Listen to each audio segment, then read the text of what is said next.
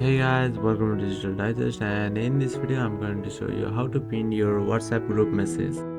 So there is not a direct feature to pin WhatsApp messages in group, but here is a quick workaround around. So here you can just go to the group, and over here you can see we have our group chat created. So the first step is to go to the group options,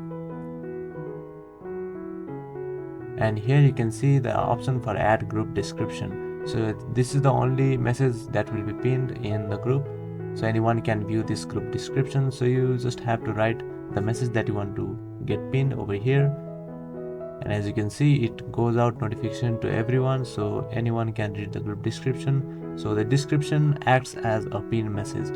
That is the only way you can pin your message on WhatsApp. Thank you for watching this video. I hope this helps, and don't forget to like and subscribe to our channel for more videos like this. I will see you on the next one.